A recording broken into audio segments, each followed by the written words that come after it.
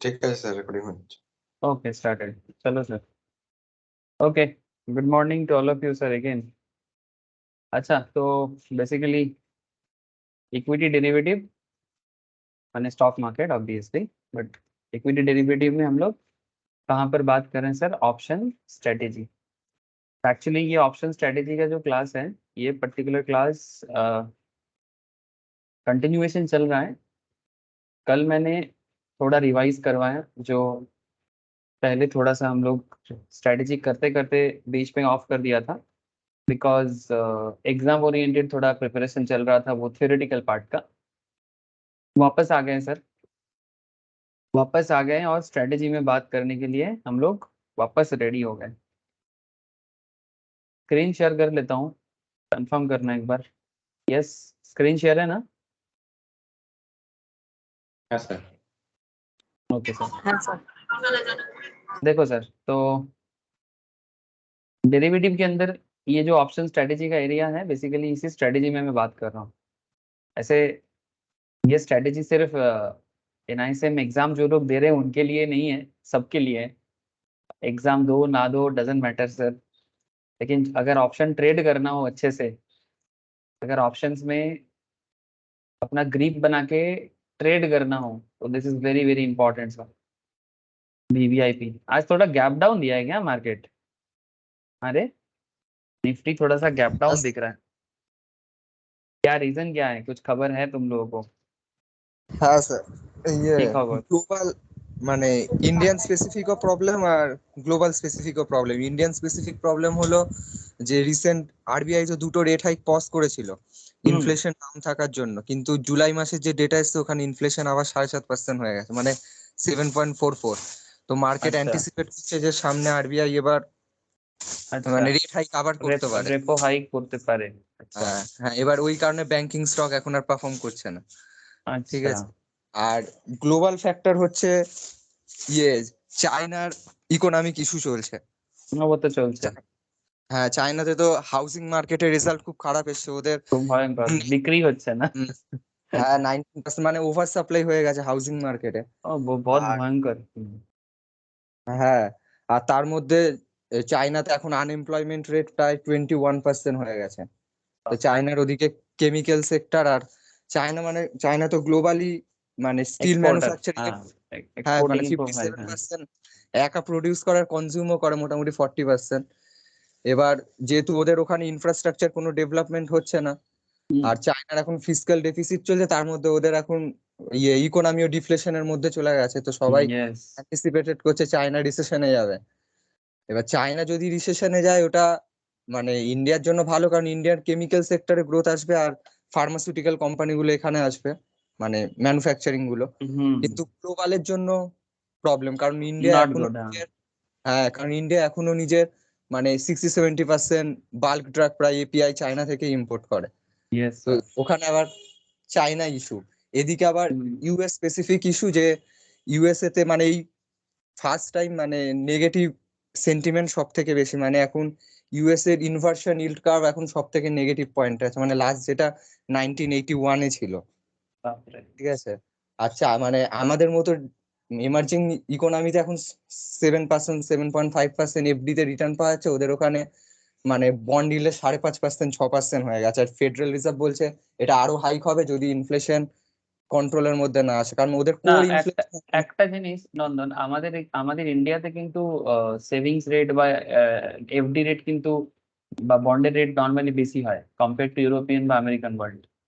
ওদের দেশে হ্যাঁ, যেহেতু ওটা তো ইনফ্লেশন, ওদের দেশে যেহেতু ইনফ্লেশন কম হয় কম্পারেটিভলি, ঠিক আছে, ইনফ্লেশন কম হওয়ার জন্য ওদের কিন্তু রেট অফ ইন্টারেস্ট হাই কত হয় না, যেটা আমাদের দেশে 6-7% নর্মাল.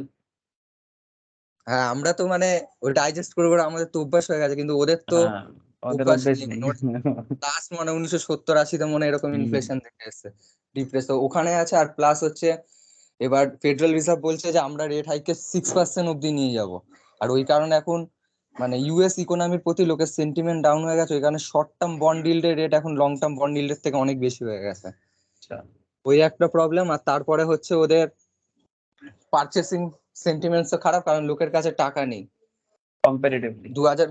2020-তে ফেডারেল রিজার্ভ যে টাকা ছাপিয়ে লোককে দিয়েছিল শেষ হয়ে এসছে ইনফ্লেশনের জন্য। আর ওই কারণে ওদের টাকা ছাপিয়ে আর মানে- কতদিন চলবে? টাকা ছাপানোটা তো একটা টেম্পোরারি মেজার। এবার ওই কারণে এখন ওখানকার যারা আমেরিকান সিটিজেনশিপ আছে ওরা নিজেদের পারচেসিং কে সাপোর্ট করার জন্য ক্রেডিট কার্ডকে ইউজ করছে। এবার ক্রেডিট কার্ড ইউজ করতে করতে ডেট $986 বিলিয়ন হয়ে গেছে, মানে আমেরিকান সিটিজেনদের ডেট। আমি গভর্নমেন্ট ডেটের কথা বলছি না, গভর্নমেন্ট ডেট তো আলাদাই লেভেলে আছে। আর রিসেন্টলি ফিচ তো ইউএস এর গভর্নমেন্ট বন্ড মার্কেটকে ডাউনগ্রেড করেছিল। ডাউনগ্রেড করেছে। হ্যাঁ, ওটা নিয়েও নেগেটিভ ইম্প্যাক্ট। তো সব মিলিয়ে মার্কেটের সেন্টিমেন্ট, ও তার মধ্যে আবার ওই আরবিআই কি জানো ক্যাশ রিজার্ভ রেশিওকে বাড়িয়ে দিয়েছে। বলছে আমাদের তো গত 4.5-5% ছিল, ওটাকে 10% করে দিচ্ছে ইনক্রিমেন্টাল ক্যাশ রিজার্ভ রেশিওকে। বলছে ওই যে রিসেন্টলি ওই যে 2000 টাকার নোটের যে চেঞ্জেসটা এসেছিল ওইটার জন্য ওই মে-র 19 থেকে জুলাই-র 31-এর মধ্যে প্রচুর টাকা ব্যাংকে লিকুইডিটি এসছে, আর লোক উইথড্রল করেনি অতটা। তো ব্যাংকের কাছে এখন এক্সেস লিকুইডিটি আছে। এবার আরবিআই চায় না যে ওই এক্সেস লিকুইডিটি ব্যাংকের ইকোনমির কাছে থাকুক। আর ইনফ্লেশন বাড়ুক। ওই কারণে এখন ইনক্রিমেন্টাল ক্যাশ রিজার্ভ রেশিওকে ওরা টাকা তুলে নিতে চাইছে মার্কেট থেকে। আরবিআই চাইছে না যে এক্সট্রা লিকুইডিটি থাকুক আর ইনফ্লেশন আবার পিক আপ করুক। ভালোই সব রিসার্চ মিলিয়ে করেছিস দেখছি। সেন্টিমেন্ট এখন নেগেটিভ। না মানে আমি ইকোনমির খবর রাখি, ঠিক আছে, না না, বাকি হিউজ रिसर्च করেছিস, খুব ভালো লাগলো আমার শুনে। ऐसा ऐसा रिसर्च होना चाहिए सर, इस तरह जैसे नंदन रिसर्च में लगा हुआ है, करना चाहिए ऐसा। आई नो आप लोगों में से आप बहुत लोग भी करते हैं, आई नो दैट, बट ऐसा ऐसा रिसर्च होना चाहिए सर, बिल्कुल होना चाहिए। चलो, एक बहुत अच्छा अपडेट मिला है सर नंदन से हम लोगों को कि मार्केट डाउन के पीछे का पूरा एकदम इकोनॉमिकल जो फंडामेंटल एरिया है उसको पूरा एकदम छान मारा है। Very good sir, very good, keep up, keep it up sir. अच्छा देखो, चलो हम लोग स्टार्ट करते हैं आज का क्लास फिर। तो देखो, एक चीज क्या है, एक चीज मैं बोलूंगा, हम लोग ऐसे तो अभी स्ट्रेटेजी में बातचीत हो रहा है सर। तो ऑप्शन स्ट्रेटेजी में लास्ट वीक से अगर मैं कल का बात करूं, यस्टरडे हम लोगों ने ये वाला रेशियो में बात किया था। रेशियो मैंने बेसिकली फंडामेंटल एनालिसिस का रेशियो नहीं है sir, this is option strategy का कॉल रेशियो बैक स्प्रेड, ठीक है। अब ये जो कॉल रेशियो बैक स्प्रेड का जो स्ट्रेटेजी था, ये पर्टिकुलर स्ट्रेटेजी एक बहुत ही इंटरेस्टिंग स्ट्रेटेजी था, क्योंकि इसमें आपका प्रॉफिट का एरिया ओवरऑल ज्यादा है और कंपेयर टू लॉस का एरिया कम है, बट बड़ा सोच समझ के करना चाहिए, बिकॉज आपको एक राइटली बुलिश कॉन्सेप्ट में आपको मार्केट में आना चाहिए। उससे पहले 2-3 स्ट्रेटेजी और भी हुआ था, जैसे कि एक बुल कॉल स्प्रेड, एक बुल पुट स्प्रेड, ठीक है। तो स्ट्रेटेजी के ऊपर अभी चर्चा चलेगा सर। स्ट्रेटेजी जितना भी कर लो कम लगेगा सर, ठीक है। आपको कितना भी स्ट्रेटेजी दिन ब दिन मैं पढ़ाता रहूं आपको लगेगा और स्ट्रेटेजी हो जाए और स्ट्रेटेजी हो जाए, बट सर अगर आप ऑप्शंस का जो फंडामेंटल एरिया है, ऑप्शंस का जो फंडामेंटल, माने फंडामेंटल वर्ड को हमेशा फंडामेंटल एनालिसिस से ना जोड़े। फंडामेंटल वर्ड्स का मतलब ये है कि ऑप्शंस मार्केट का जो एरिया है, कोर कॉन्सेप्ट है, अगर आप उसके साथ ठीक ठाक रहते हो ना, और ट्रेडिंग को अगर आप प्रॉपरली समझते हो, तो फिर ऑप्शन मार्केट आपको मतलब क्या बोलते हैं उसको, निराश नहीं करेगा, ठीक है। ऑप्शन मार्केट आपको इतना भी खराब नहीं करेगा, बट कोर एरिया में आपको डेवलप करना चाहिए। जैसे मार्केट डाउन, आपके पीछे रीजंस अगर प्रॉपरली पता हो तो ये आपको बहुत हेल्प करता है। जैसे नंदन जिस तरह से रिसर्च किया है, चौथा भी करता है, आई नो दैट, विशो, सुमित सब है, पीयूष भी अच्छा खासा रिसर्च करते हैं। ठीक है सर, आप लोग ऐसे करते रहो। हम लोग आज का स्ट्रेटेजी पे फोकस करते हैं। तो सर आज का स्ट्रेटेजी क्या है? सर आज का स्ट्रेटेजी है बियर कॉल लैडर, ठीक है। मैं डायरेक्ट स्ट्रेटेजी में बात कर रहा हूँ। कल था कॉल रेशियो बैक स्प्रेड, आज मैं बात करूंगा सर बियर कॉल लैडर पे। ये भी एक बहुत ही पॉपुलर स्ट्रेटेजी है। ऐसे लैडर का नॉर्मल इंग्लिश में मतलब क्या होता है? मतलब इंग्लिश को अगर हिंदी किया जाए या बंगाली किया जाए, ये इमेज कुछ बताता है, जिसको हम लोग बंगाली में क्या बोलते हैं, मोई। हाँ सर, मोई बोलते हैं ना, ये जो मोई करके चढ़ रहे, बंगाली में हम लोग तो सर, मोई बोलते हैं। तो कोई इसको Yes, सीढ़ी भी बोलता है, ठीक है। बंगाली में हम लोग, पूर्व बंगाली में मोई बोलते हैं इसको, ठीक है। तो जो भी बोलो आप सर, लेकिन आपको देख के समझ में आ रहा है कि ये चीज है क्या। एक्चुअली लैडर का मतलब यही है कि जहां पर आप एक करंट सिचुएशन से एक जंप करने का आपको मौका मिलता है। तो ये स्ट्रेटेजी मार्केट में पॉपुलर है sir, is one of the popular strategy. Actually सारा स्ट्रेटेजी अपने अपने जगह में पॉपुलर है, डिपेंड करता है ट्रेडर के माइंड सेटअप पे, जो ट्रेड कर रहा है उसके माइंड सेटअप पे। तो ये जो बियर कॉल लैडर, ये कॉल रेशियो बैक स्प्रेड का ही एक इम्प्रोवाइजेशन बोल सकते हो आप। क्या बोल सकते हो? इम्प्रोवाइजेशन माने इम्प्रूव्ड एरिया। नाउ बियर, अच्छा यहाँ पर नाम बियर दिया है, नाम में बियर है, तो क्या सच में ये बियरिश मूवमेंट को बताते हैं? नहीं सर, ये बियरिशनेस को नहीं बताता है। The bear in the bear call letter should not deceive you to believe that this is a bearish strategy. This is not like that sir.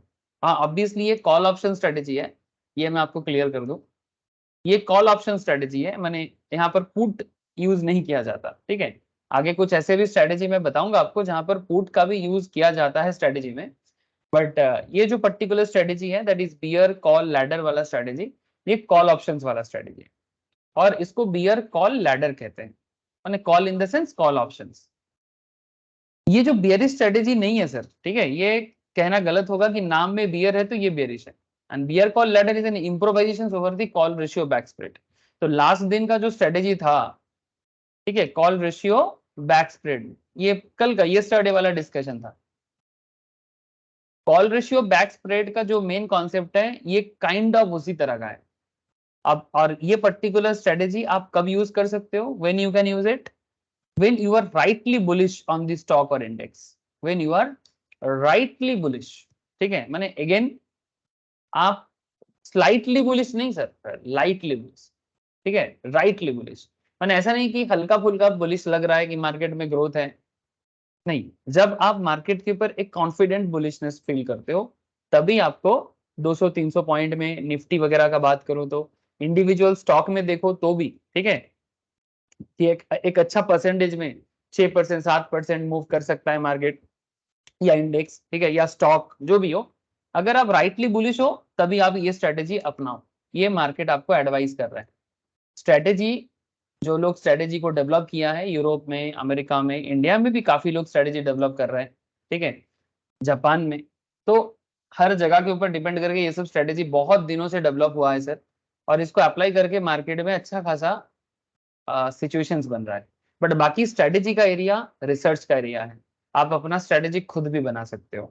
ठीक है, in a bear call ladder the cost of purchasing call options is financed by selling and in the money call options. Sir ये बहुत ही interesting है। Actually जब आप कोई particular option sell करते हो तो आपको प्रीमियम क्या होता है? अगर आप ऑप्शन सेलर और राइटर बनते हो तो आपको प्रीमियम रिसीव होता है ना? रिसीव होता है सर। तो बेसिकली क्या कहता है, the cost of purchasing call options is financed by selling in the money options. ठीक है, यानी एक in the money option sell करो और कुछ कॉल ऑप्शंस को एटीएम या ओटीएम को बाय करो।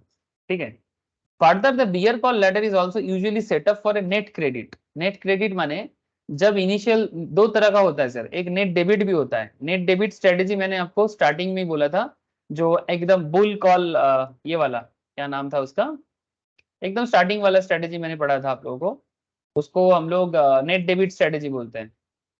I think this one, bull call spread. ठीक है, स्प्रेड वाला स्ट्रेटेजी ये भी बहुत इंपॉर्टेंट है, मार्केट में बहुत लोग इसको यूज करते हैं सर, ये बुल कॉल स्प्रेड को। ठीक है, तो ये नेट डेबिट स्ट्रेटेजी है। हाँ good morning sir, good morning, good morning, good morning Sampad, good morning Vishwa, good morning Geetika. Sir okay okay sir. अच्छा, तो ये bull call spread net debit strategy था। डेबिट इन द सेंस जब स्ट्रेटेजी बनाया जाता है तो उस टाइम पे आपके पॉकेट से पैसा ज्यादा निकलेगा। ठीक है, सिंपल बात है।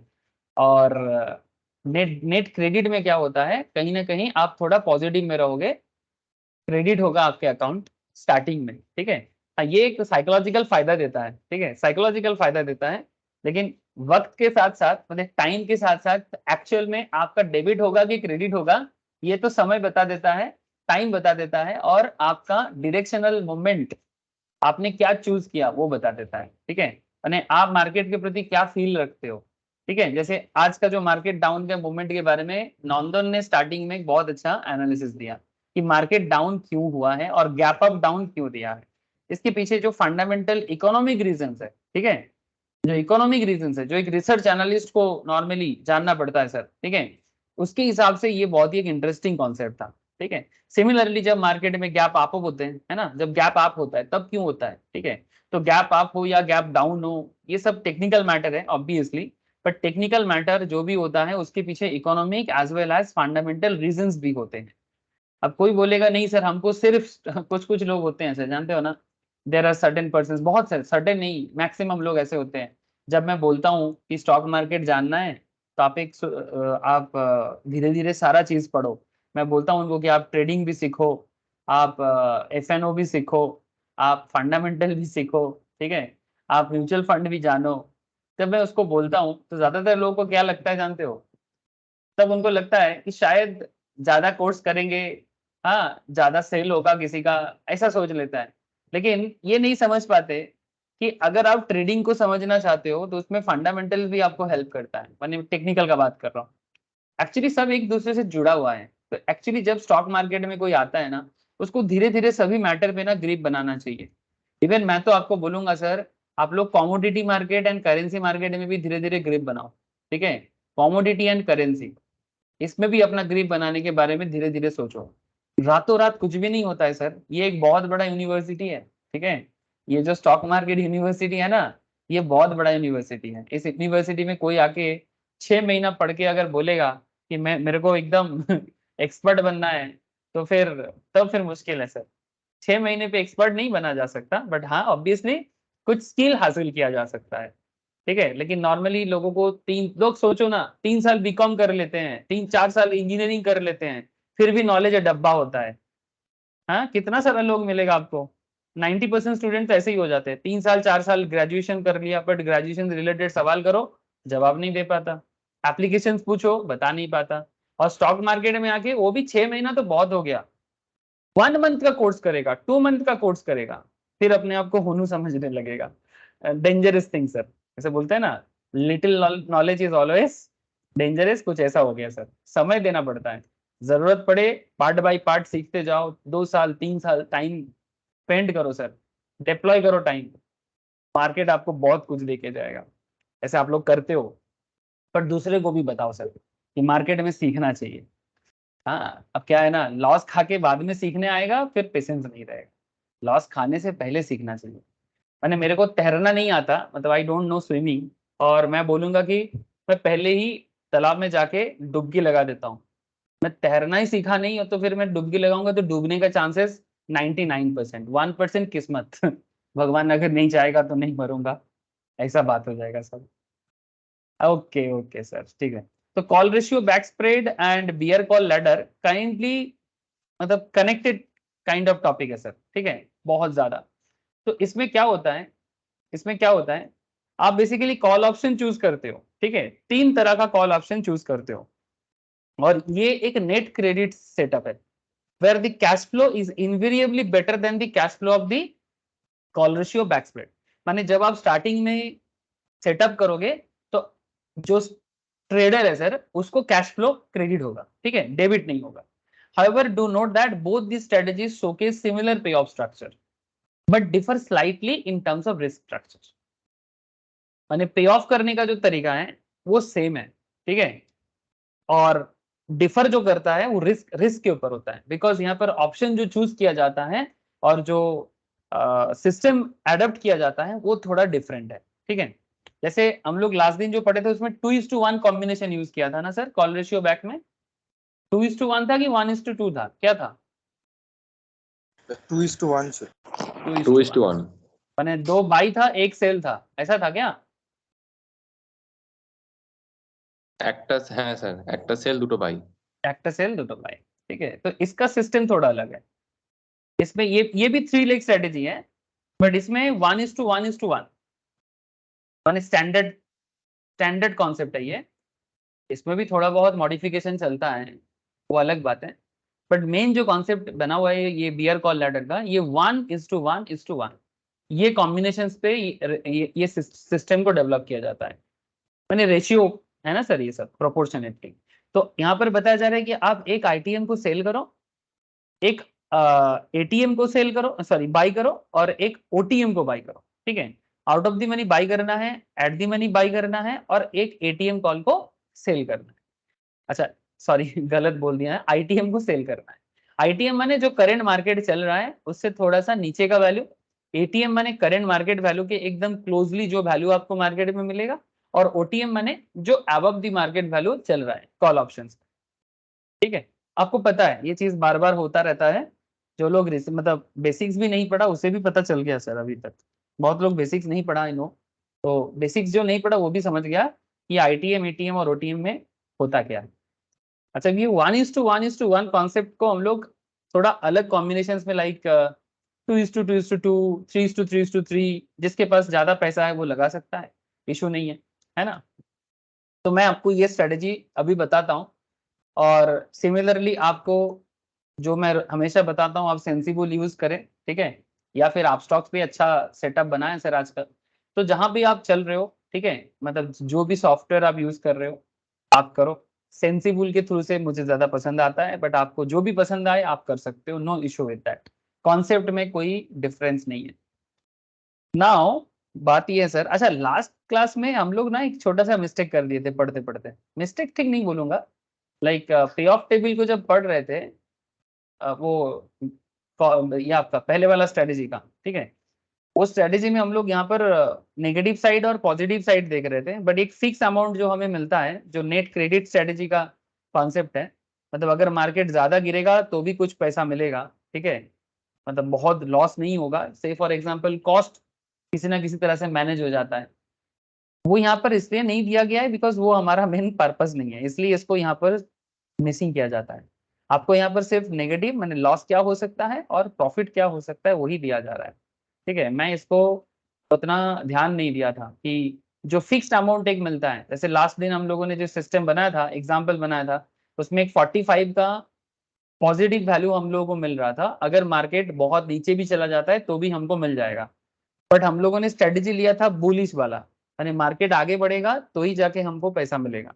लेकिन अगर मार्केट गिर भी जाए तो भी हमको लॉस नहीं है बहुत ज्यादा। ठीक है, अगर मार्केट टू मच बियरिश हो जाए तो भी हमको लॉस नहीं है, हमको एक नेट क्रेडिट मिलेगा। तो वो सिस्टम यहाँ पर जो नेट क्रेडिट फिक्स तरीके से मिलता है ना, उसको यहाँ पर शो नहीं करते। ठीक है, आज का स्ट्रेटेजी पढ़ो, यहाँ पर भी आपको सिमिलर एक्टिविटी देखने को मिलेगी। ठीक है सर, मैं और कल का बात नहीं करूंगा, मैं आज का ही बात करता हूँ।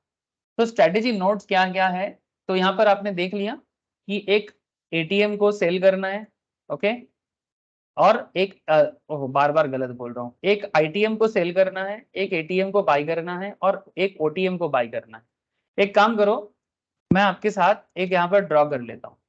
ड्रॉ करना मैंने एक स्ट्रेटेजी बिल्डर पे जाके, जो सेंसिबल के अंदर है सर, स्ट्रेटेजी बिल्डर पे जाके एक सिमिलर सिचुएशंस डेवलप कर लेते हैं। अच्छा निफ्टी कहाँ चल रहा है? निफ्टी इज करेंटली 19,266, ठीक है, 19,265 266 ऐसा कुछ चल रहा है।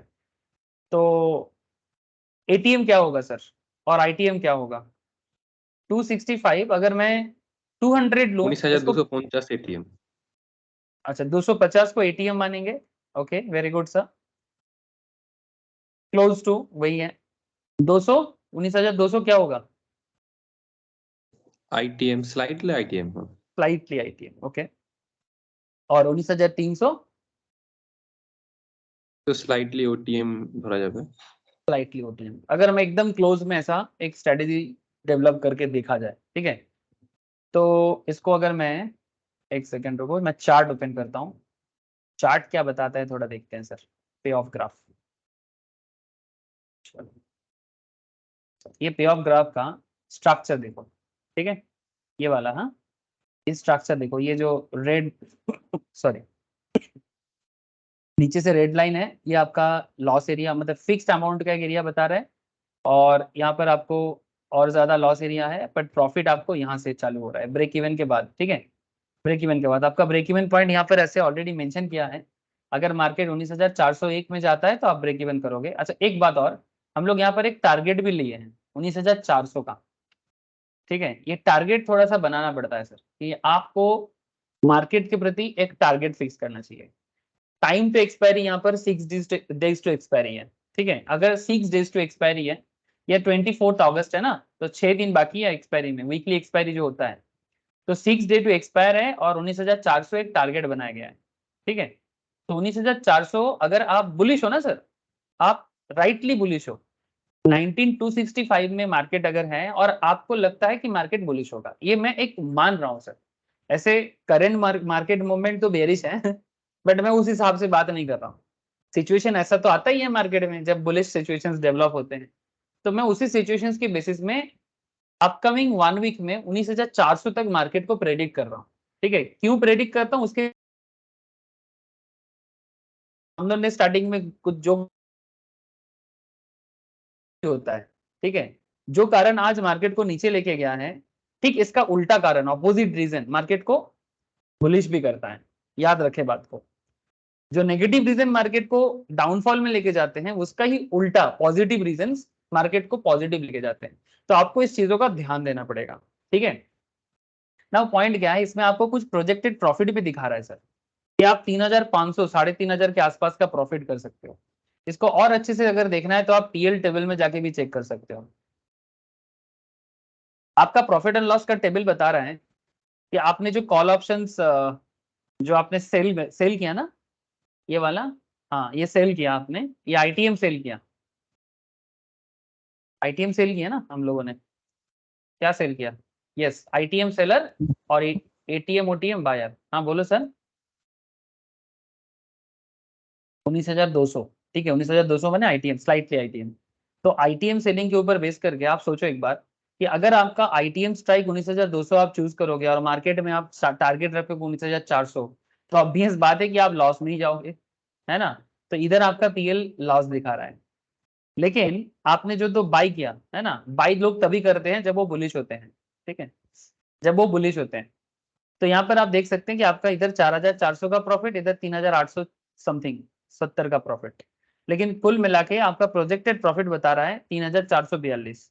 बट सर एक बात यहाँ पर ध्यान रखना पड़ेगा, कंसिडरिंग द फैक्ट दैट कि अगर मार्केट आपका टारगेट हिट करता है, अगर टारगेट हिट करेगा तभी जाके आप 3,400 या 3,500 का प्रॉफिट कर सकते हो, ठीक है। और प्रीमियम का भी टारगेट प्राइस और एंट्री प्राइस यहाँ पर मेंशन करके रखा है, ठीक है, कि प्रीमियम का मतलब सेल का प्रीमियम क्या है, आईटीएम का, ओटीएम का, एटीएम का, सभी प्रीमियम का एंट्री प्राइस भी दिया है और टारगेट प्राइस भी दिया है कि कहां तक जा सकता है। अच्छा, ये प्रीमियम प्राइस टारगेट कैसे फिक्स करते हैं, प्रीमियम प्राइस का टारगेट फिक्स करते हैं ग्रीक के थ्रू से, ठीक है। आप ग्रीक को समझ जाओगे ना, मैं ऑप्शंस ग्रीक के ऊपर स्पेशली बहुत सारा क्लास कराया रिसेंट ट्रेंड में, मैं फिर करवाऊंगा सर। तो ऑप्शंस ग्रीक को समझ जाएंगे ना, तो आपको पता लग जाएगा कि प्रीमियम कहां से कहां जा सकता है, बिल्कुल पता लगेगा। थोड़ा समय लगता है, ग्रीक समझना इतना आसान नहीं है, ठीक है, मैं डरा नहीं रहा हूँ, बट ग्रीक को इम्प्लीमेंट करने में आपको थोड़ा मेहनत करना पड़ेगा।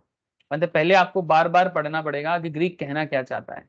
ऑप्शंस ग्रीक जो है ना, ये एकदम प्योर इकोनॉमिक्स का कॉन्सेप्ट है, ठीक है, economics and statistics, eco and stat का कॉन्सेप्ट है ये बेसिकली, ठीक है। ये मतलब स्टैट माने मैथ्स, बेसिकली मैथ्स माने वो प्योर मैथ्स वाला अलजेब्रा टाइप नहीं, बट आपको समझना पड़ेगा सर। तो वहां पर मैं रिसेंट ट्रेंड में ग्रीक के ऊपर बहुत बात किया सर, डेल्टा पे, गामा पे, थीटा पे, डीके पे, हर चीज पे। तो आप इंडिविजुअली एक एक चीज को जानो और फिर आप अपना प्रीमियम कहाँ से कहाँ जा सकता है, इसका आइडिया, आपके पास टाइम कम है तो क्या हो सकता है, सब चीज वहां पर इंडिविजुअल लेवल में मैं एक बार ऑलरेडी बताया, मैं फिर बताऊंगा सर, ठीक है। फिर से मैं बेसिक से स्टार्ट करूंगा, मैं फिर बताऊंगा, बताना तो मुझे पड़ेगा, मैं भाग के तो कहीं भाग नहीं सकता okay, now what is the point sir, point is that कि आप ये स्ट्रेटेजी अपना के, मार्केट आपको बता रहा है कि आपको एस्टिमेटेड इतना प्रॉफिट होगा, कंसिडरिंग द फैक्ट दैट अगर आपका टारगेट अचीव होता है। सर अगर टारगेट अचीव नहीं होगा तो ये स्ट्रेटेजी फेल, और क्या, सिंपल बात है ना। मैं बार बार स्पोर्ट्स का एग्जांपल देता हूँ, स्पोर्ट्स का एग्जांपल इसलिए देता हूँ कि स्पोर्ट्स में क्या होता है, एक बैट्समैन या बॉलर एक स्ट्रेटेजी बना के आते हैं, बट उसके उल्टा साइड में, मैंने बैट्समैन के ऑपोजिट में होता है बॉलर, बॉलर के ऑपोजिट में होता है बैट्समैन। तो कभी बॉलर जीतता है तो कभी बैट्समैन जीतता है, but try to become a Virat Kohli या सचिन तेंदुलकर अगर बैट्समैन हो तो, और अगर बॉलर हो तो रविचंद्रन अश्विन या फिर जसप्रीत बुमराह जैसा बनने का कोशिश करना चाहिए, ठीक है। क्यों क्योंकि वो लोग मैक्सिमम टाइम जीतता है, कम टाइम ही हारता है। तो आपका हार को कम करो और जीत को ज्यादा करो, ठीक है। रोज छक्का या सेंचुरी नहीं होगा, और आप ऐसा भी नहीं कि आप कभी आउट नहीं हो सकते, ठीक है। ऐसा थोड़ी है, कभी लॉस खाओगे सर, एक दिन लॉस खाओगे, 2 दिन लॉस खाओगे, पर 4 दिन प्रॉफिट करो, 4 दिन प्रॉफिट करो। थोड़ा साहस तो चाहिए सर, नो डाउट, और ये प्रैक्टिस के साथ साथ ही आएगा सर, ठीक है।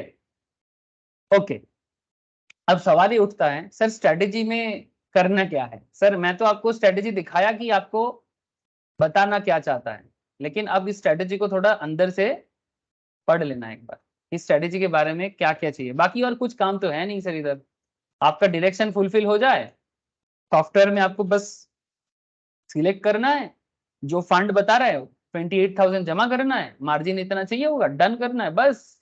बाकी तो समय बताएगा, बाकी तो टाइम बताएगा। अब खेल क्या है, खेल को खेल की तरह ही समझना चाहिए। तो क्लासिक बियर कॉल लैडर का जो कॉन्सेप्ट है उसमें 1:1:1 कॉम्बिनेशन है, and beer call ladder has to be executed in the 1:1:1 ratio, meaning for every one ITM call options, every one ITM call option sold, माने एक ITM सेल करोगे तो बदले में एक OTM और एक ATM बाई करोगे। इसमें दूसरा कॉम्बिनेशन भी आप सिमिलर तरीके से बना सकते हो, लेकिन जिसका बेस कॉम्बिनेशन 1:1:1 ही हो। एग्जाम्पल यहाँ पर एक दिया है, ये ओल्ड एग्जाम्पल्स हैं, कोई बात नहीं, सेम एग्जाम्पल्स को आप आज के हिसाब से ट्राई कर लेना। तो मैं फिलहाल एग्जाम्पल से ही पढ़ाता हूँ, सुविधा होता है सर पढ़ाने में। 7790 आपका करंट निफ्टी स्पॉट बता रहा था, ये ऑब्वियसली हिस्टोरिकल डेटा है, इतिहास इतिहास बहुत कुछ सिखाता है सर, ठीक है। assume nifty spot is at 7790 and you expect nifty to hit 8100, तो ऑब्वियस बात है आप कितना पॉइंट में बुलिश हो रहे हो सर, 7790 से अगर आप सोच रहे हो कि मार्केट 8100 तक जाएगा, कितना डिफरेंसेस है? 200 300 पॉइंट, 310। 310। तो 300 पॉइंट निफ्टी चेंज होना एक 1 वीक के गैप में, it's not a bad thing sir. हाँ, मतलब आप ऑब्वियसली बुलिश हो, राइटली बुलिश हो, तभी आप ऐसे सोच रहे हो। आज अगर मार्केट 19,200 में चल रहा है और अगर आप सोचते हो कि मार्केट बाउंस बैक करेगा और 19,500 में जाएगा, हाँ सर, अपकमिंग 6 डेज में, अगर आपके पास प्रॉपर रीजंस है, प्रॉपर टेक्निकल कारण भी है, प्रॉपर फंडामेंटल रीजंस भी आपके पास है, तो बिल्कुल आप दांव ले सकते हो, है ना, आप दांव ले सकते हो। टेक्निकल कारण भी आपके साथ होना चाहिए, फंडामेंटल एज वेल एज, और एक चीज होते हैं सर, उसको हम लोग बोलते हैं क्वांटिटेटिव एनालिसिस। 3 एनालिसिस करना पड़ता है, एक टेक्निकल एनालिसिस, जो टेक्निकल क्लास में मैं सिखाता हूँ सर, बहुत दिन टेक्निकल पढ़ा है नहीं, मैं स्टार्ट करूंगा नेक्स्ट वीक से technical analysis. Another is called fundamental analysis, जो एक्चुअली बहुत डिटेल्स में बात करता है। एंड मार्केट के लिए, ट्रेडर के लिए 2 चीज बहुत इंपॉर्टेंट है, एक टेक्निकल एंड स्टैटिस्टिकल भी बोल सकते हो। क्वांटिटेटिव एनालिसिस माने वही स्टैंडर्ड डेविएशंस, इस तरह का क्वांटिटेटिव एनालिसिस। इस क्वांटिटेटिव एनालिसिस को सपोर्ट करेगा या फिर टेक्निकल एनालिसिस को सपोर्ट करेगा फंडामेंटल्स, ठीक है। तो जाके आपका जो डायरेक्शनल मूवमेंट है ये डिसाइड करना बहुत इजी होगा सर, ठीक है। इट्स टेक टाइम सर, बार बार बोल रहा हूँ, इसमें समय लगता है। जो कोई भी मार्केट में न्यू कमर हो या बहुत दिनों से हो पर प्रॉपरली सीखा नहीं कभी, समय लगता है, रातों रात तो कुछ भी नहीं होता। ओके, चलो देखते हैं सर क्या होता है। तो 7790 से अगर आप चाह रहे हो कि मार्केट 8100 में पहुंचेगा, चाह नहीं रहे हो आप, बेसिकली आपको लग रहा है, ठीक है। आपके चाहने पे थोड़ी मार्केट होता है, मार्केट के चाहने पे मार्केट होता है। आपके चाहने पे क्या होता है? नहीं मुझे ऐसा, मेरा इच्छा है कि मार्केट यहाँ जाए, आपकी इच्छा के अनुसार मार्केट नहीं चलेगा, मार्केट मार्केट की इच्छा के अनुसार चलेगा, ठीक है। आपके चाहने से या ना चाहने से मार्केट में कोई फर्क नहीं पड़ता सर, ठीक है। मार्केट ऑलवेज क्या करता है, अपना मतलब वो अपने हिसाब से काम करता है। Make sure the call options belong to same expiry, मतलब जब भी आप ऑप्शन सिलेक्ट करो आप ये चीज देख लो कि एक्सपायरी सीरीज सेम होना चाहिए। जैसे कि ये यहाँ पर ऑप्शन 24 अगस्त का एक्सपायरी लिया गया है, ठीक है। आप चेंज करके इसको 31 भी ले सकते हो, 7 सितंबर भी कर सकते हो, डिपेंडिंग ऑन योर सिस्टम, मतलब स्ट्रेटेजी, इच्छा। तो ये यहाँ पर सेम एक्सपायरी सीरीज में ये होना चाहिए, ये मार्केट आपको बता रहा है सर, ठीक है। Belongs to same underlying in the sense आपका एसेट क्लास, माने अगर आप निफ्टी में कर रहे हो तो निफ्टी में करो, ठीक है। निफ्टी में कर रहते रहते एक निफ्टी में कर लिया, दूसरा आपने बैंक निफ्टी में कर लिया, ऐसा नहीं होना चाहिए, सेम अंडरलाइंग होना चाहिए। And third thing is software इसी तरह से बनाते हैं, सब ऑटोमेटिक हो जाते हैं, बट नॉलेज के लिए आपको पता होना चाहिए। एंड रेशियो इज मेंटेन्ड, माने जो स्टैंडर्ड रेशियो है वो मेंटेन करने का बात बता रहा है। Trade setup 7600 call options, 7800 call options and 7900 call options. 7700 कितना था स्पॉट, एग्जांपल में स्पॉट कितना है 77, भूल गया मैं, 7790 सॉरी 7790 इज माई स्पॉट। तो अगर 7790 स्पॉट है, स्पॉट माने जैसे अभी निफ्टी जैसे चल रहा है 19273, this is the spot. Similarly 7790 on that time spot, ठीक है। 7600 क्या हो जाएगा, ऑब्वियसली आईटीएम हो जाएगा, और आईटीएम को क्या करना है, शॉर्ट सेल करना है, और इसमें आपका प्रीमियम चल रहा है 247, ठीक है। यहाँ पर कितना चल रहा है हमारे एग्जाम्पल में 135, हाँ सर, प्रीमियम एंट्री 135 ना, सही बोला ना मैंने, ये देखो यहाँ पर भी दिया, प्रीमियम प्राइस चल रहा है 135 टका करके, ठीक है। मतलब जितना लॉट साइज होगा इनटू प्रीमियम करके आपका ट्रेड स्टार्ट होता है। बाकी अगर आपको बुलिश जाना है तो प्रीमियम प्राइस बढ़ेगा, आपका टारगेट प्राइस है 232 एटलीस्ट, ठीक है यहाँ पर।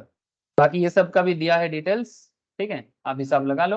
और ये प्रीमियम चेंज कितना हो सकता है ये आपको ऑप्शंस ग्रीक में डेल्टा गामा वगैरह में डिटेल्स में सिखाया जाएगा, या जो लोग ऑलरेडी कर चुके हो वो लोग रिकॉल करे, रिवाइज करे घर पे आराम से बैठे बैठे। ओके सर, फिलहाल फोकस करें। तो 247 प्रीमियम आप रिसीव करोगे, 7800 कॉल ऑप्शन आपका क्या हो जाएगा 7790, ये अगर स्पॉट है तो 7800 आपका एटीएम है सर, एट दी मनी, माने almost close to current spot price, उसे एटीएम बोलते हैं। एक लॉट, अब इसको लॉन्ग करना है, लॉन्ग माने बाय, हाँ सर, लॉन्ग करना है माने बाय करना है। और 7900 कॉल ऑप्शंस,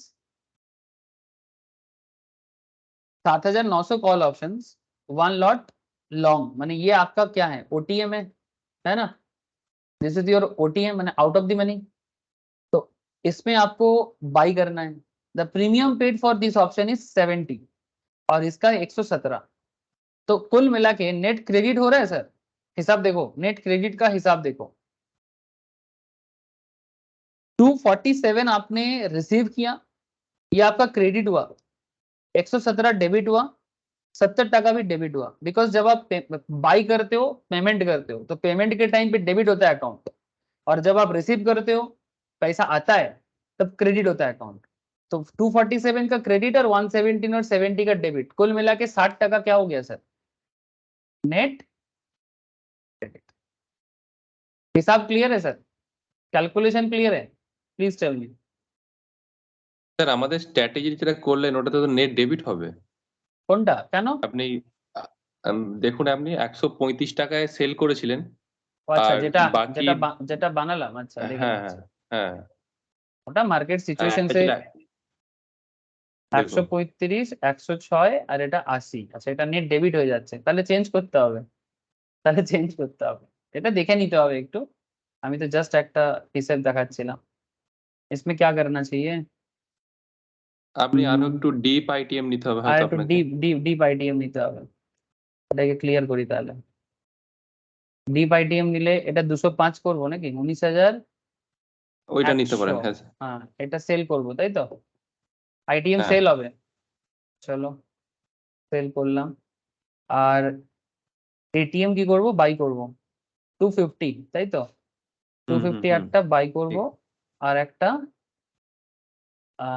ওটিএম এটা একটা বাই করব, তাহলে কি হচ্ছে বাই করবেন। হ্যাঁ দেখো তো, নেট ক্রেডিট তো তাহলে হবে 104 আর 80 আর ওখানে আপনি তো সেল করেছেন 206 টাকা। মানে নেট ডেবিট নেট ক্রেডিট একটু থাকছে hold কর। একটু।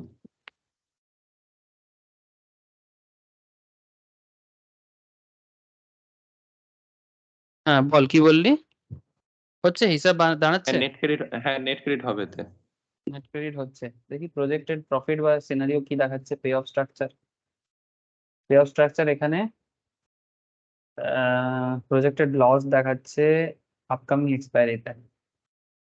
এটাতে প্রজেক্টেড লস দেখাচ্ছে এস্টিমেশন অনুযায়ী 20,250। Target date 6 day to expiry. PL table इसमें 18 रुपीज, 15, इसमें 17, इसमें 14। हाँ, this strategy is not standard strategy।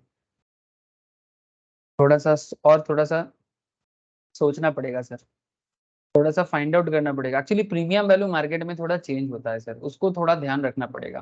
Because हम लोग देखो सर, हम लोग जब पढ़ रहे हैं तो उसमें क्या है, हम लोग कुछ कांस्टेंट डेटा लेके चल रहे हैं, ठीक है। और रियल लाइफ में क्या होता है, ये डेटा चेंज होता रहता है, ठीक है, depending on the market scenario. तो इस चीजों को आपको थोड़ा सा एज हर ट्रेडर को थोड़ा सा ख्याल रखना पड़ता है। स्ट्रेटेजी को भी अपनाना है और साथ में आपको सिचुएशंस का भी ख्याल रखना है कि मार्केट में जो प्रीमियम चेंजेस हो रहा है इसके ऊपर भी आपको ध्यान रखना है। तो तब जाके आपको एग्जैक्टली सिचुएशंस मिलेगा, ठीक है। नहीं तो आपको क्या करना है, थोड़ा रुक जाना है। ये शायद निफ्टी में करेंटली नहीं हो रहा है बट दूसरे टाइम पे हो जाएगा। फिर भी मैं और एक बार कोशिश करता हूँ, और एक बार ट्राई करता हूँ सर। ये स्ट्रेटेजी प्रॉपरली नहीं हो रहा है। 173। স্যার এখন মার্কেট ডাউন আছে বলে তো কলের প্রিমিয়াম গুলো কম আছে। ওই জন্যই হচ্ছে, সেটাই বলছি আমি, মার্কেট হ্যাঁ, ডাউন হ্যাঁ। আছে তো প্রিমিয়ামের সিচুয়েশনসে একটু ডিফারেন্সটা আসছে। 140, 175 তবু একটা ট্রাই করছি, দেখা যাক কিছু হয় কিনা। মানে একটা প্রপার হলে একটা কি হয়, একটা মেন্টাল স্যাটিসফ্যাকশন আছে কি হ্যাঁ চলো এটা হচ্ছে। আদারওয়াইজ যখনই কেউ ট্রাই করবে না, ওরা ऑटोमेटिकली देखते पावे कि এরকম কি করে হচ্ছে। मार्केट मूवमेंट के ऊपर भी बहुत कुछ डिपेंड करता है सर। तो फिलहाल अगर मैं एक 175 को अगर मैं सेल करता हूँ और ये मैं अगर एक इसको तो करना ही पड़ेगा, 250 तो एक बाई करना ही है, क्योंकि एटीएम ऑप्शंस में तो 250 के अलावा और कुछ है नहीं। और इसमें 19,300 या 19,350 अगर मैं इसको बाई करता हूँ, ये तो और प्रॉब्लम करेगा लग रहा है। अगर मैं इससे बाई कर देता हूँ तो भी आपका पे ऑफ स्ट्रक्चर, इसमें भी प्रोजेक्टेड लॉस। अच्छा एक सेकेंड रुको, टारगेट को थोड़ा बढ़ाना पड़ेगा, सॉरी टारगेट चेंज करना पड़ेगा।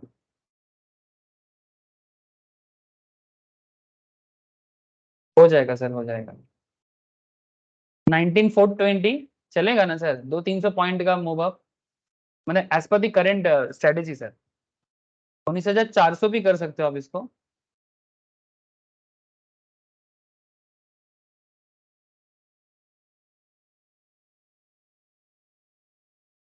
अगर आप 19,400 टारगेट बनाते हो, करंट मार्केट कहाँ है, 19,271 में है, ठीक है।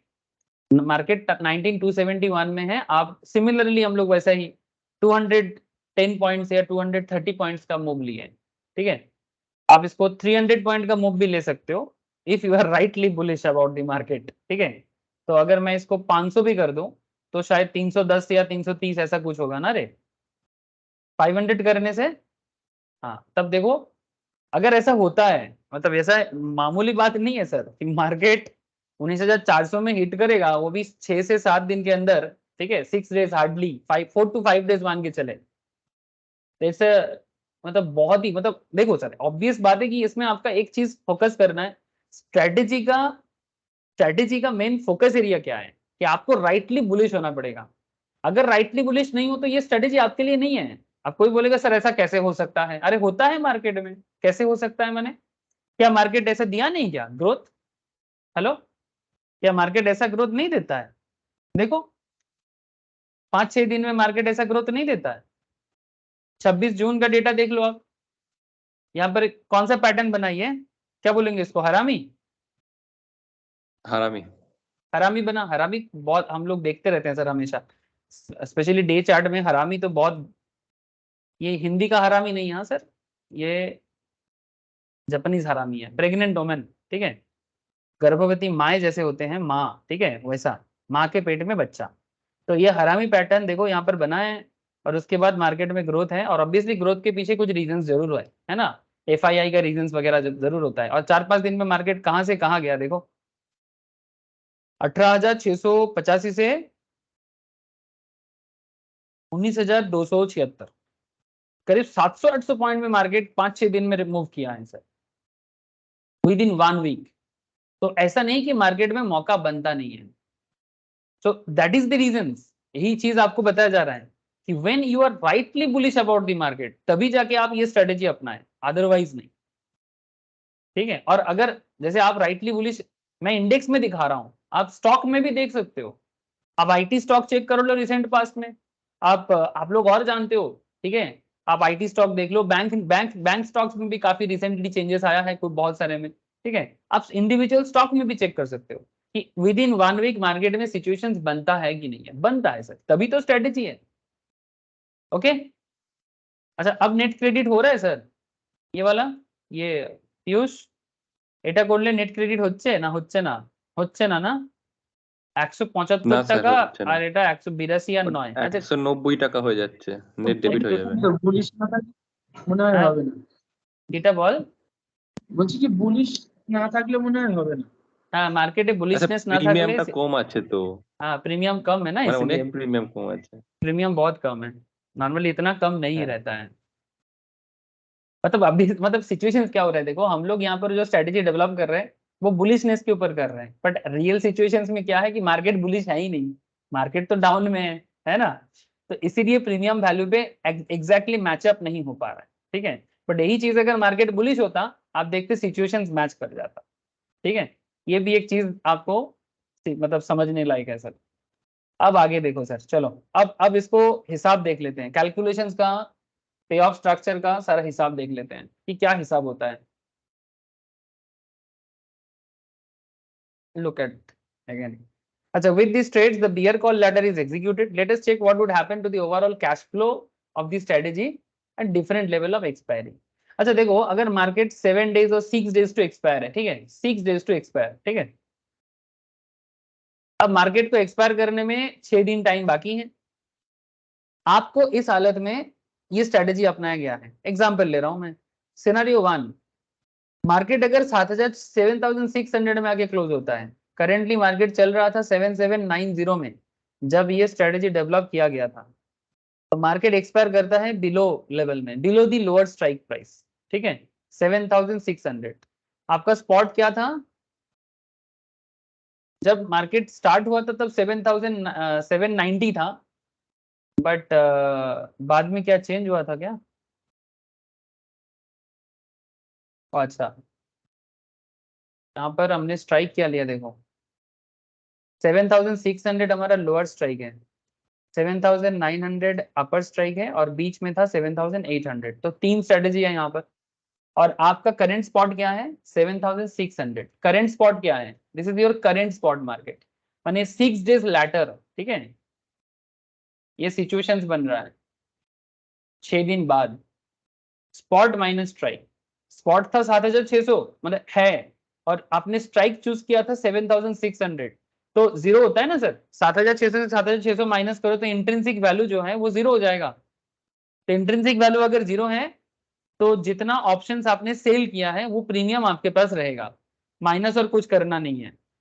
सिमिलरली जब हम लोग 7800 का केस देखेंगे, ठीक है, मार्केट कहाँ एक्सपायर किया है, 7600 पे 6 दिन बाद,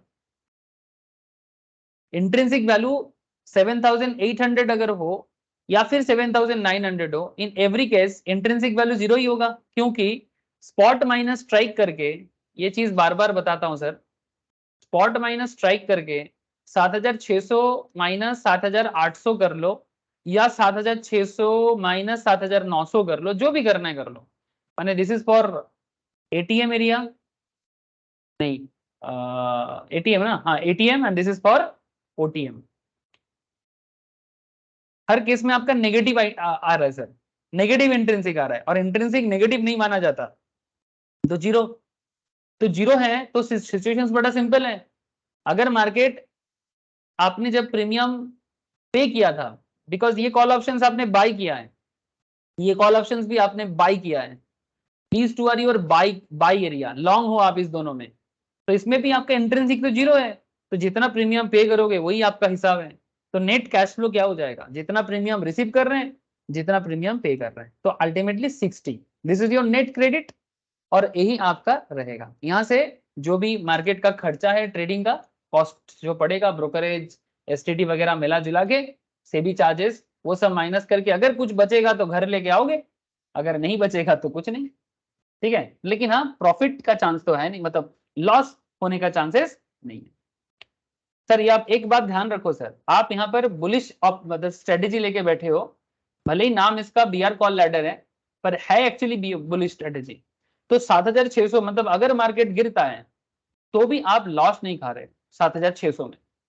अगर मार्केट 7660 पे आता है, सेम काइंड ऑफ कैलकुलेशंस होगा, ठीक है। Lower strike plus net premium receipt, जो भी लोअर स्ट्राइक है उसके ऊपर जो प्रीमियम आप रिसीव कर रहे हो, ये हिसाब रहेगा।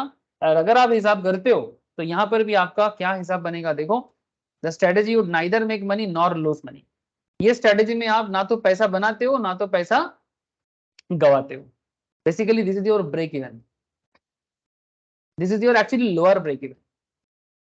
ऐसे बड़े बड़े स्ट्रेटेजी में दो ब्रेक इवन आ जाता है, एक लोअर एक अपर, ठीक है। लोअर साइड ब्रेक इवन 7660 है, दैट्स व्हाई यहाँ पर लिखा है लोअर ब्रेक इवन पॉइंट। आप हिसाब देखना चाहते हो आप देख लो सर, देखने में कोई मना नहीं है। हिसाब इस तरह से है, मार्केट 7660 में एक्सपायर हो रहा है 6 डेज लेटर, 6 दिन बाद। आपका लोअर स्ट्राइक था 7600, तो 7660 से अगर 7600 माइनस करते हो तो 60 का इंट्रिंसिक वैल्यू होता है ना। और आपने प्रीमियम कितना रिसीव किया 247, तो प्रीमियम रिसीव से इंट्रिंसिक वैल्यू माइनस करते हैं तो जाके प्रॉफिट लॉस का हिसाब मिलता है। तो यहाँ पर आपका 187 का फायदा है सर, नो डाउट, ठीक है। 247 रिसीव किया था और 60 आपका इंट्रिंसिक वैल्यू है, माइनस हो जाएगा, तो 187 का इधर फायदा है। लेकिन किंतु परंतु ये तो एक लेग हुआ सर, बाकी दो लेग भी तो है, 7800 एंड 7900 जो आपने बाई करके रखा। This is your ATM and this is your OTM. इस दोनों के लिए आपने प्रीमियम पे किया 11770, तो कुल मिला के क्या हो रहा है 187 ही हो रहा है, तो 187 माइनस 187, तो कुल मिला के 0, no profit no loss. Calculation clear ना सर?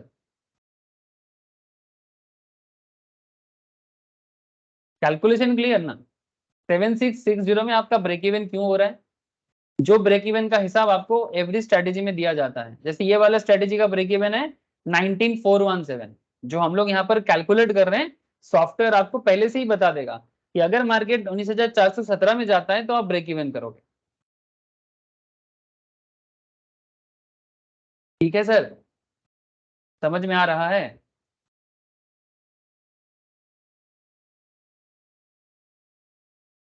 কি ব্যাপারটা বোঝা যাচ্ছে কি যাচ্ছে না?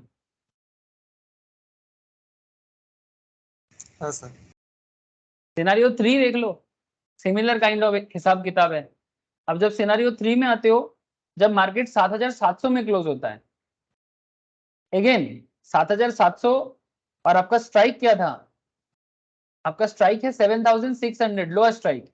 अपर स्ट्राइक क्या है? अपर माने एक एटीएम स्ट्राइक क्या है 7800, और ओटीएम स्ट्राइक क्या है 7900, और 7600 आपका आईटीएम स्ट्राइक है। अब ये तीनों का हिसाब है, इधर हिसाब करके पता चल रहा है कि आप 40 रुपीज लॉस में जा रहे हो अगर मार्केट 7700 में आता है। माने मार्केट थोड़ा सा गिर गया, 7790 आपका स्टार्टिंग था, 7800, ठीक है, मिडिल स्ट्राइक प्राइस, ठीक है। इसमें भी आपका आई थिंक लॉस है, हाँ 140 का लॉस।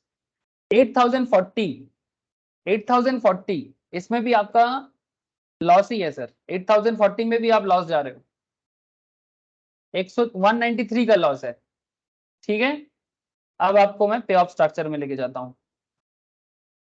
मार्केट अगर एक्सपायर करता है 8,300 पे, एकदम आपके हिसाब का ही है, मतलब जो हम लोग चाहते थे कि मार्केट ऐसा हो, तो 8,300 सिनारियो में आप 260 का प्रॉफिट कर रहे हो, 260 का प्रॉफिट कर रहे हो। अब पे ऑफ स्ट्रक्चर देख लो, आपको और क्लैरिटी हो जाएगा। देख लो सर, जब मार्केट स्टार्ट हुआ था 7790 स्पॉट मार्केट चल रहा था, ठीक है, स्पॉट मार्केट 7790 था। अब आगे आगे सिनारियो में 6 दिन या 7 दिन में, within 1 week, as per our example, ये 1 वीक भी हो सकता है, 2 वीक भी हो सकता है, 15 डेज भी हो सकता है, 30 डेज भी हो सकता है, depending on your strategy system कि आप कैसे स्ट्रेटेजी ले रहे हो। लेकिन फिलहाल मैं एक हफ्ता का मान के चल रहा हूँ।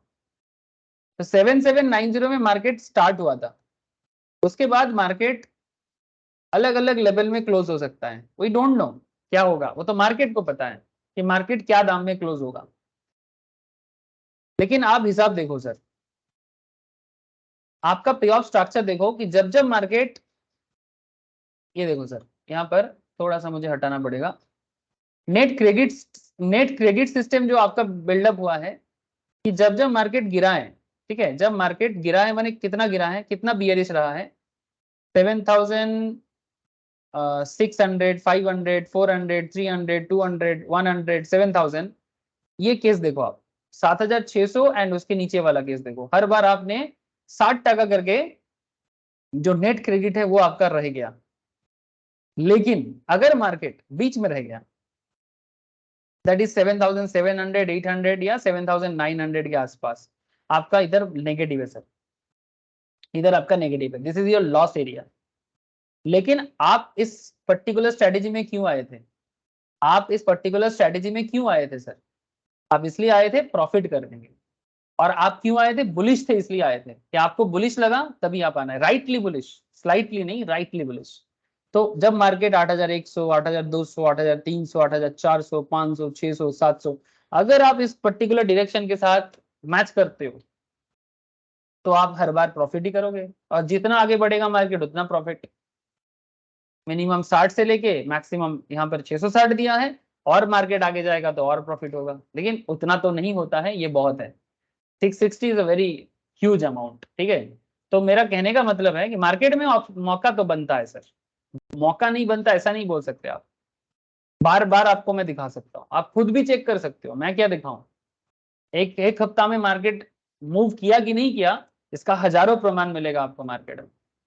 तो ऐसा कोई बात नहीं हो रहा है कि मैं आपको कोई हवा में बात कर रहा हूँ, जो होता है उसी में बात हो रहा है, ऐसा होता है, मार्केट अप भी होता है, मार्केट डाउन भी होता है, बट मैं यहाँ पर बुलिशनेस पे बात कर रहा हूँ ना sir, currently I am talking about bullishness.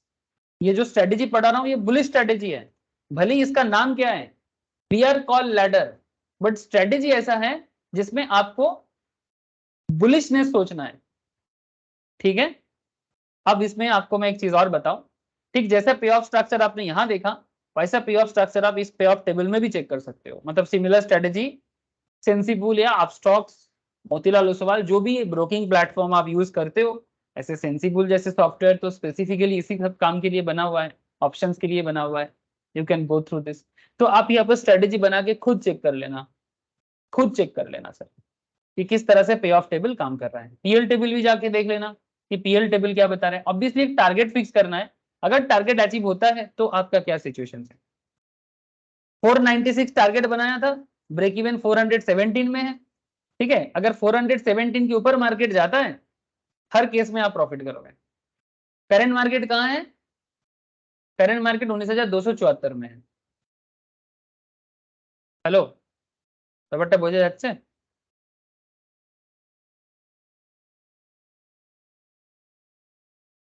Sir তাহলে বুল কল স্প্রেড আর বেয়ার কল ল্যাডারটা দুটো তাহলে তফাৎটা কি রইলো, মানে তো পে অফ স্ট্রাকচার তো প্রায় সেমই লাগছে আমার, ওই ক্ষেত্রেও যেমন একটা রিস্ক স্ট্রাকচারটা একটু আলাদা হলো না, ওখানে 2:1 ওটিএম আর এটিএম নিয়ে চলছিল, আইটিএম নিয়ে চলছিল, এখানে এখানে 1:1:1 এ আইটিএম এটিএম আর ওটিএম নিয়ে চলছিস, এখানটাতে ডিফারেন্সটা হলো না, মানে একটু আলাদা, দুটোতেই Slightly, সাইডওয়েজ হ্যাঁ। মার্কেটে দুজনেই লস করবে।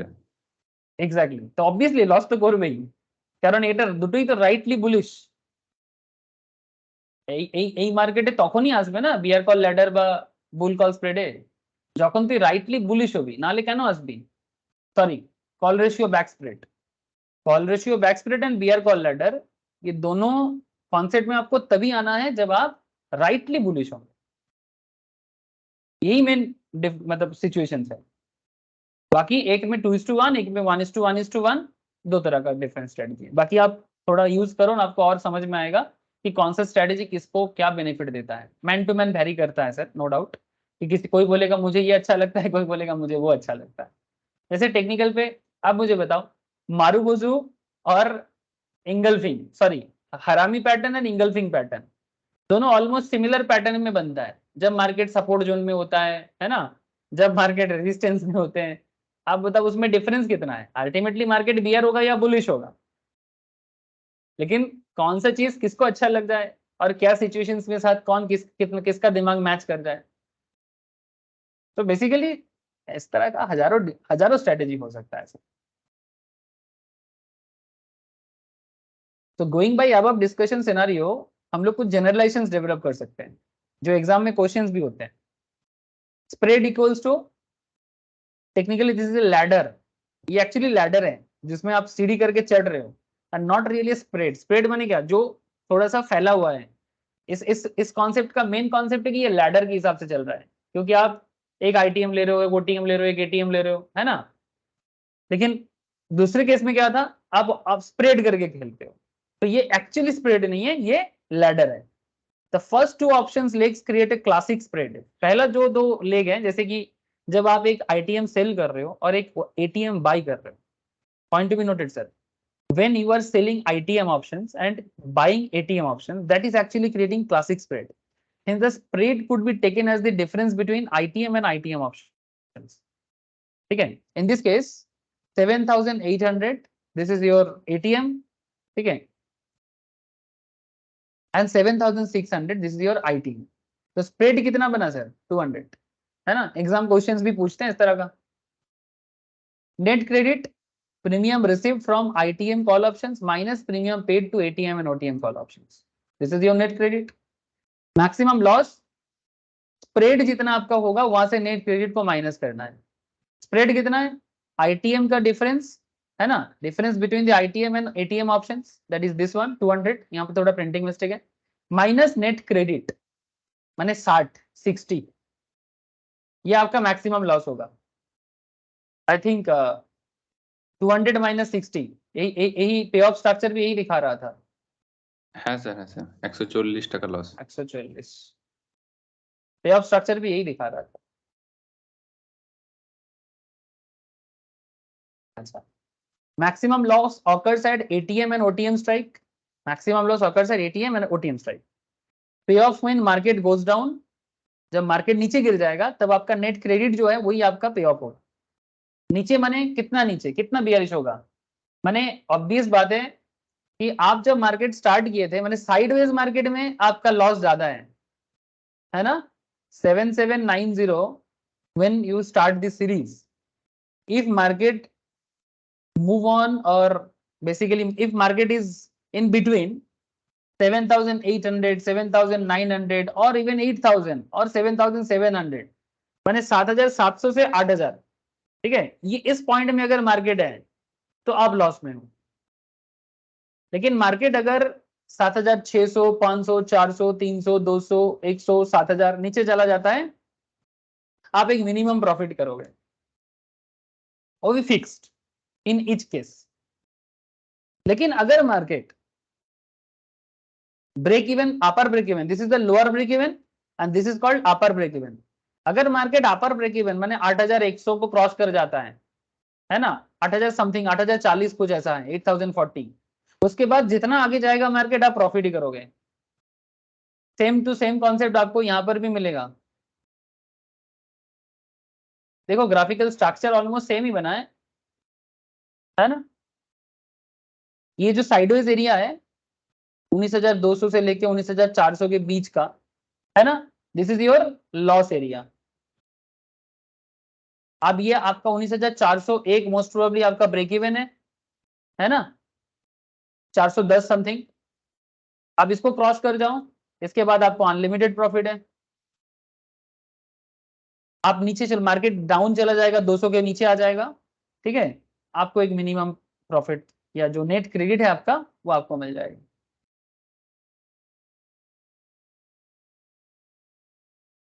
ঠিক আছে না, ব্যাপারটা সেমই দাঁড়াচ্ছে। আমরা এখানে দেখি বা প্র্যাকটিক্যালি দেখি। Notice how this strategy makes a loss between 7660 and 8040, but ends up making a huge profit if the market moves 8040. That is upper break even. This is called upper break even. মানে bullish side break even basically. Even if the market goes down, you still end up making a modest profit, 60. अब जितना आपका lot size होगा. But you are badly hit if the market does not move at all. अगर market actually sideways रहेगा तो आप बुरी तरह से फंसोगे सर। Given this characteristic, ध्यान से सुनना, if the market does not move at all, ठीक है, अगर मार्केट एग्जैक्टली सेम जगह के अंदर ही अगर थोड़ा बहुत घूमता फिरता है, जिसको हम लोग नॉर्मली टेक्निकली क्या बोलते हैं, साइडवेज मार्केट, जैसे यहां पर बना है, जैसे ये एरिया में हल्का सा बना है ना, यहाँ 3 दिन से बन रहा था, अगर मार्केट सेम एरिया में घूम फिर रहा है, यहाँ बना है, तो ये स्ट्रेटेजी काम नहीं करेगा। And that is the reason this is called bear call ladder. यही कारण है इस स्ट्रेटेजी को बियर कॉल लैडर कहा जाता है।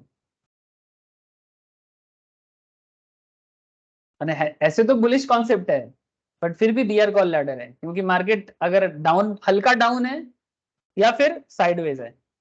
I would suggest you to implement this strategy only when you are absolutely sure that the market will move, irrespective of the direction.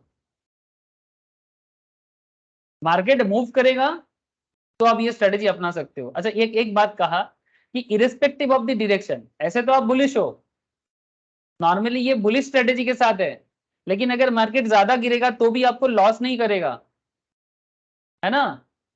अगर market ज्यादा भी गिर जाए, ज्यादा मूवमेंट हो जाए, जैसे करंट मार्केट अगर मैं निफ्टी का बात करूं, इफ निफ्टी इज 19256 नाउ, ठीक है, अगर निफ्टी और डाउन हो जाए, अगर Nifty due to current scenario अगर निफ्टी और ज्यादा डाउन हो जाए, और ज्यादा डाउन माने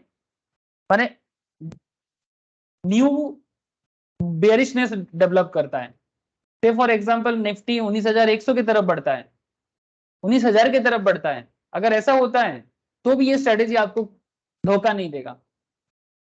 ये स्ट्रेटेजी आपको तब धोखा दे देगा अगर मार्केट 19276, 19250, ठीक है, माने इस एरिया में अगर मार्केट रह जाता है ना, समझो सर बात को, तो आप फंस जाओगे। In that case this is not the proper strategy. लेकिन मूवमेंट अगर है मार्केट में, या तो बुलिश मूवमेंट या तो बेयरिश मूवमेंट, तो भी कुछ कमा के जाओगे आप।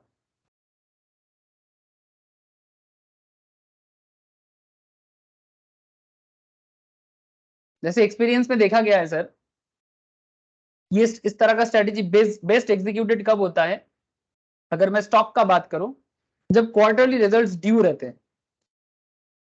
फंडामेंटल बात है सर, फिर से फंडामेंटल आ गया। जो लोग फंडामेंटल एनालिसिस जानते हैं, ठीक है, या समझते हैं कि जब किसी कंपनी का क्वार्टर रिजल्ट्स एवरी क्वार्टर में आता है, आप कंपनी टू कंपनी थोड़ा सा डिफर करता है, बट फिर भी क्वार्टर तो आपको पता ही है, अप्रैल मई जून, उसका जुलाई अगस्त में आ जाएगा, ठीक है, जुलाई अगस्त सितंबर का अक्टूबर में आ जाएगा, अक्टूबर नवंबर दिसंबर का जनवरी में आ जाएगा, जनवरी फरवरी और दिसंबर जनवरी फरवरी का मार्च के एंड पे आ जाएगा, अप्रैल के आसपास में। तो जब भी कंपनी का क्वार्टर रिजल्ट आता है ना, ड्यू होता है, तो जो कंपनी में इन्वेस्ट करके रखा है, ट्रेड करता है कंपनी के ऊपर, कंपनी का बिजनेस को गो थ्रू करता है, फंडामेंटली उसका फाइनेंशियल एनालिसिस देखता है, उसका बिजनेस सिनेरियो देखता है, फ्यूचर ग्रोथ के बारे में एनालिसिस कर पाता है, ठीक है, न्यू प्रोजेक्ट के बारे में, ठीक है, लोन रीपे के बारे में, ठीक है, न्यू इक्विटी एक्विजिशंस के बारे में। तब क्या होता है ना, कंपनी के क्वार्टर रिजल्ट्स में उसका इफेक्ट पड़ता है, डिविडेंड डिक्लेयर करेगा नहीं करेगा, ठीक है, बोनस देगा नहीं देगा, फंडामेंटल मैटर्स, स्प्लिट करेगा कि क्या करेगा, बाईबैक कर रहा है कि नहीं, ईच एंड एवरीथिंग, ये सब रिजल्ट्स आता रहता है। तो फंडामेंटल एनालिसिस अगर आपको आता है ना, या फिर आप उसका मतलब समझते हो, तो देखा जाता है कि स्टॉक में इस तरह का स्ट्रेटेजी काम करता है। या तो बहुत जोर का स्टॉक गिरेगा एंटीसिपेशन के थ्रू से, या तो बहुत जोर का स्टॉक बढ़ जाएगा ड्यू टू एंटीसिपेशन। कभी कभी काम भी नहीं करता है। अब उसमें इनसाइडर ट्रेडिंग का खेल होता है ना, कि अगर किसी को अंदर का इंफॉर्मेशन पता चल जाए तब वो गलत बात है। বোঝা যাচ্ছে কি যাচ্ছে না? বলো স্যার। বলছি রিসেন্টলি এরকম প্রচুর হয়েছে, কারণ রিসেন্টলি কোয়ার্টারলি রেজাল্ট এসছে কোম্পানির, হুম। আর শেয়ার প্রাইস মারাত্মক মানে ভালো রেজাল্ট আসুক খারাপ রেজাল্ট আসুক স্টকে মুভমেন্ট থাকবে। একটা এক্সাম্পল দে, একটা এক্সাম্পল দে। এক্সাম্পল যে বাজাজ ফাইন্যান্সের রেজাল্ট এসেছিল, হ্যাঁ, বাজাজ ফাইন্যান্স। সত্ত্বেও ওর AUM 25% গ্রোথ করেছিল, ঠিক আছে। ও আরো প্রজেকশন ছিল যে এখান থেকেও আমাদের মার্জিন এক্সপেনশন হবে, আর ইন্ডিয়ান ইকোনমিকের ডেমোগ্রাফিক প্রোফাইল চেঞ্জ হচ্ছে, আর লোকের মানে লোন নেবার ক্যাপাবিলিটি বাড়ছে আস্তে আস্তে। তো নেক্সট 4 বছরে ওরা বলছে আমাদের এখন যে অ্যাসেট আন্ডার ম্যানেজমেন্ট আছে এটা 20% গ্রো করে ডবল হয়ে যাবে নেক্সট 4-5 বছরে, ঠিক আছে। প্লাস ওদের যে নেট ইন্টারেস্ট মার্জিন ওটাও এক্সপ্যান্ড করেছিল। এত কিছু হওয়া সত্ত্বেও যেদিন রেজাল্ট আসার আগে থেকে স্টক 5% 6% ডাউন ছিল বাজাজ ফাইন্যান্সে। সব কটা মানে যাদের রেজাল্ট ভালো এসছে তারাও ডাউন, যাদের খারাপ এসছে তাদেরও ডাউন। देख मूवमेंट देख तेरे सामने है, तो बोला मैं ओपन किया। ये क्लास में भी डिस्कशन हुआ था, आई थिंक सुमित ने ये बात को रेज किया था कुछ दिन पहले, मोस्ट प्रोबेबली। ठीक है, तो मूवमेंट सर रहता है, ये एकदम very good sir, good examples. ऐसे मार्केट में आपको सिनारियो देखने को मिलता है। तो क्वार्टर रिजल्ट्स के टाइम पे आपको एंटिसिपेशन मिलेगा, आप उसका फंडामेंटल कॉन्सेप्ट को जानो, समझो कि क्या क्या रीजंस होते हैं। नॉर्मली एक होता है क्वालिटेटिव, एक होता है क्वांटिटेटिव। ठीक है, मैंने मैनेजमेंट का क्या कहना है, मैनेजमेंट का सोच किधर है, इकोनॉमी उनके ऊपर बेस करके कहाँ चल रहा है कंपनी का। स्टॉक के ऊपर बात कर रहा हूँ, इंडेक्स का नहीं। इंडेक्स में ऐसा नहीं बोला जा सकता, क्योंकि इंडेक्स में तो एक नहीं है ना, 50-50 है। ठीक है, 50 मतलब ऑलमोस्ट 50 स्टॉक्स मिलके एक इंडेक्स बनता है। तो उसमें आपको ईच एंड एवरी कंपनी के बारे में जानना है। So that's a very tricky part. But अगर आप इंडिविजुअल स्टॉक का फंडामेंटल एनालिसिस करते हो ना, तो उसके बेसिस में आप कंपनी का रिजल्ट से पहले या फिर कोई पर्टिकुलर फाइनेंशियल रिपोर्ट के आगे आपको इस तरह का मूवमेंट नजर आता है। Very good sir, very good observation. ठीक है, अच्छा ये ग्रीक जो है, ये मैं बस एक ही बात करूंगा, ये ग्रीक आपको इंडिविजुअल लेवल में ऑप्शंस ग्रीक का जितना चैप्टर है उसको पढ़ना पड़ेगा, जो मैंने रिसेंटली पढ़ाया, एक बार फिर पढ़वाऊंगा सर, फिर क्लास में होगा। तो ग्रीक जितना अच्छे से पढ़ोगे बहुत आपको सुविधा होगा कि मार्केट का कैलकुलेशन करने में, प्रीमियम का कैलकुलेशन करने में। ठीक है, कि कुछ बचेगा कि कुछ होगा, प्रीमियम कितना चेंज हो सकता है, आप एंटिसिपेट कर सकते हो depending on the direction. Directions पे मेन फोकस, डायरेक्शंस पे फोकस करके आप अगर ग्रीक को फॉलो करते हो, डेल्टा को, गामा को, थीटा को, ठीक है, आपको बहुत हेल्प होता है। तो ये लास्ट दिन भी मैंने बताया था कि इफेक्ट ऑफ ग्रीक्स, ठीक है, स्ट्रेटेजी जो कॉल रेशियो बैक स्प्रेड में था वही वाला इसमें भी है। बिकॉज ज्यादा कुछ डिफरेंस तो है नहीं कॉल रेशियो बैक और बियर कॉल लैडर पे। ठीक है, मतलब ये भी 15 से 30% में अगर मार्केट में वोलेटिलिटी है। ठीक है, ये देखो sir, 3 coloured line depicting change of net premium. जब मार्केट 15 से 30% में वोलेटिलिटी चेंज हो रहा है, अगर आपके पास टाइम है, ठीक है, 15 दिन से 30 दिन का, ठीक है, वोलेटिलिटी परसेंटेज बता रहा है आपको। So if you have enough time, तो प्रीमियम माइनस से पॉजिटिव हो जाएगा, माइनस से पॉजिटिव हो जाएगा। और अगर आपके पास टाइम नहीं है तो आपका प्रीमियम शायद माइनस पे ही रह जाए, चेंज ही ना हो। वही चीज यहाँ पर लास्ट दिन भी बताया था, तो यहाँ पर भी दिया हुआ है, सेम टू सेम है। जो कॉन्सेप्ट आपने कॉल रेशियो बैक स्प्रेड में देखा था, वही चीज आपको बियर कॉल लैडर में भी देखने को मिलता है, एकदम एग्जैक्टली सेम ही है। ठीक है, तो प्लीज एक बार सिमिलर तरीके से गो थ्रू कर लेना। अच्छा, ये स्ट्रेटेजी का नोट्स अगर आप लोगों के पास नहीं है तो जरूर मेरे से कलेक्ट कर लेना सर, और अगर है तो कंटिन्यू करो, घर पे रिवाइज करो सर, रिवाइज करो।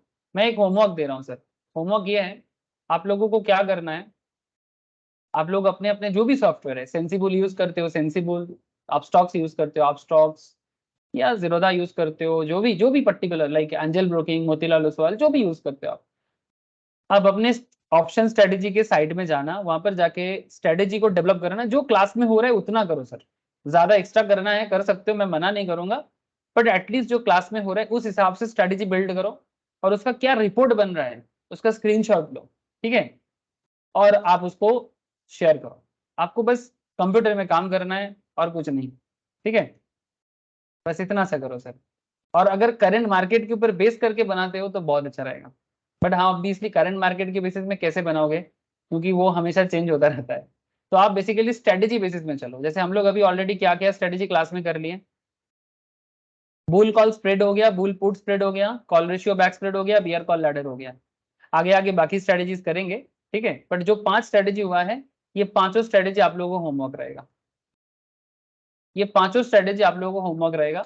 आप ये स्ट्रेटेजी कोई भी अपडेटेड सॉफ्टवेयर में यूज करें, क्या रिजल्ट्स आ रहा है उसके ऊपर बेस करके एग्जैक्टली फॉलो करना, थोड़ा बहुत चेंजेस चलता है सर, बट एग्जैक्टली कोशिश करना स्ट्रेटेजी का मेन जो कोर एरिया है उसको फॉलो करना, और उसमें जो भी रिजल्ट्स आ रहा है, जो भी आउटकम आ रहा है वो आप ग्रुप में शेयर करो,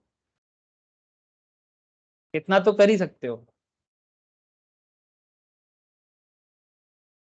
और एक चीज, अगर कोई ग्रीक भूल गए सर तो प्लीज ऑप्शंस ग्रीक का क्लास करे, जिसको जो अभी तक नहीं किया, जैसे ऑरित, नॉन्दोन, ठीक है, या किसी किसी का ग्रीक का क्लास अगर मिस है वो बाद में कर लेना, मैं स्टार्ट करूंगा, बट जिनका ग्रीक हो चुका है एक बार वो रिवाइज करे ग्रीक को।